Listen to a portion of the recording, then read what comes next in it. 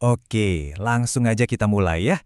Kalau Anda perhatikan grafik saham, seringkali ada pola-pola yang muncul berulang kali. Ini tuh kayak pasar lagi coba cerita sesuatu, tapi ada satu jebakan yang sering banget bikin orang salah langkah. Nah, hari ini kita akan bahas tuntas cara menghindarinya.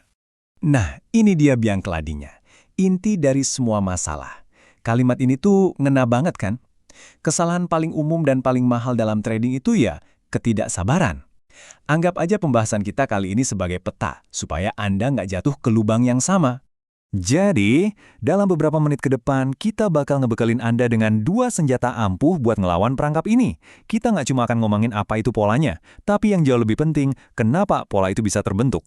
Paham soal kenapanya ini adalah kunci supaya keputusan kita jadi lebih tenang dan cerdas. Yuk kita mulai isi kotak perkakas analisis kita. Kita akan fokus ke dua pola klasik yang powerful banget. Anggap saja ini cara kita nguping obrolan pasar buat ngangkap momen krusial pas tekanan jual mulai loyo dan para pembeli siap ambil alih. Yang pertama, ini salah satu pola favorit banyak orang, cup and handle. Namanya udah jelas banget ya, cara paling gampang buat ngebayanginnya ya persis kayak cangkir kopi. Mari kita bedah anatominya. Nah, ini dia penampakan idealnya. Kelihatannya simple ya, ada bagian cangkirnya yang melengkung, terus ada pegangan atau handle-nya yang kecil di samping. Sekarang, yuk kita kupas satu persatu. Apa sih artinya? Bagian pertama itu si cangkirnya. Ini bukan cuma harga turun biasa loh. Pikirin ini sebagai sebuah proses. Penurunan yang landai dan membentuk dasar melengkung ini nunjukin kalau para penjual itu pelan-pelan kehabisan barang, dan para pembeli dengan sabar nyerapin semuanya. Ini proses membangun fondasi yang kuat. Nah, ini bedanya krusial banget. Coba lihat, di kiri itu bentuk U yang kita mau. Ini nunjukin ada kontrol, ada akumulasi yang sabar. Fondasinya kokoh. Beda banget sama yang di kanan. Pantulan tajam bentuk V itu seringnya cuma reaksi kaget sesaat, bukan tanda perubahan tren yang solid. Fondasinya rapuh. Oke, setelah harga berhasil naik lagi ke puncak cangkir, kita masuk ke fase handle. Ini tuh kayak pasar lagi ambil napas sebentar. Tanda handle yang sehat itu apa? Volumenya turun.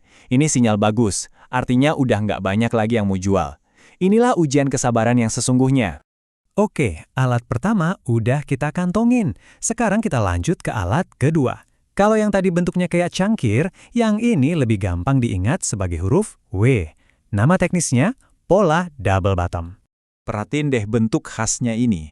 Jadi ceritanya harga coba turun, ketahan. Terus mantul, coba turun lagi, ketahan lagi di area yang sama. Pola ini tuh menceritakan sebuah pertarungan sengit antara pembeli dan penjual. Pola ini punya dua bagian penting. Dasar pertama itu upaya jual awal. Terus, harga coba turun lagi untuk yang kedua kalinya. Nah, kuncinya di sini. Perhatiin deh volumenya. Di penurunan kedua ini, volume penjualan biasanya lebih kecil. Ini sinyal penting banget yang bilang ke kita, hey, penjualnya udah mulai capek nih. Tapi ini bagian yang sering banget orang salah fokus. Titik terpenting dari pola ini justru bukan di dasarnya yang paling bawah, melainkan di garis resistance yang terbentuk di puncak antara kedua lembah itu.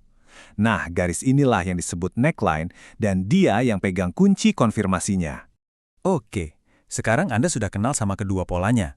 Pertanyaan paling penting berikutnya, terus kapan waktu yang pas buat masuk? Nah, disinilah disiplin dan kesabaran kita diuji habis-habisan kalau mau dapat probabilitas sukses yang tinggi. Yuk, kita urutkan strateginya biar jelas. Pertama, sabar. Biarin polanya terbentuk dengan sempurna dulu. Jangan kegeelan. Kedua, tunggu sampai harga benar-benar lewat dari garis kuncinya. Entah itu bibir cangkir atau neckline, itulah sinyalnya. Ketiga, ini wajib hukumnya. Pastikan penembusan itu didukung sama lonjakan volume. Ini bukti kalau pembeli beneran serius. Dan yang terakhir, keempat, selalu pasang jaring pengaman. Tentukan stop loss untuk melindungi modal kalau ternyata analisis kita meleset. Nah, slide ini pas banget buat ngingetin kita soal jebakan ketidaksabaran tadi. Beli pas di tengah cangkir atau pas di dasar kedua, itu namanya nebak-nebak, bukan strategi. Ngejar harga yang udah lari kenceng dan lupa pasang pengaman, itu ya resep pasti buat rugi. Dan ini pengingat yang penting banget. Di pasar itu nggak ada yang namanya jaminan 100%. Pola-pola ini tuh bukan bola kristal yang bisa meramal masa depan. Mereka cuma nunjukin sebuah skenario di mana kemungkinan atau probabilitasnya lagi berpihak ke pembeli. Jadi tetap kelola risiko ya. Oke, teorinya udah dapet. Aturan mainnya juga udah. Sekarang waktunya kita coba terapkan ilmunya ke sebuah studi kasus nyata. Biar kelihatan gimana cara kerjanya di lapangan. Coba perhatiin baik-baik grafik ini. Anggap saja ini data pasar yang paling baru. Kalau kita lihat sekilas, Mulai kelihatan kan ada formasi yang mirip banget sama pola cup and handle yang lagi proses terbentuk. Yuk, kita bedah bareng-bareng. Pertama, dasar cangkirnya bagus nih, bentuk U yang tenang, pertanda awal yang baik.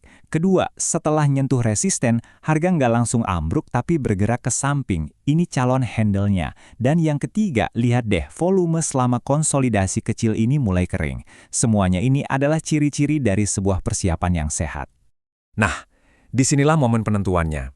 Dengan semua aturan yang udah kita pelajari, pertanyaan terakhir saya buat Anda adalah, fase konsolidasi yang lagi terjadi ini, apakah ini handle yang sehat dan matang, yang lagi siap-siap buat naik?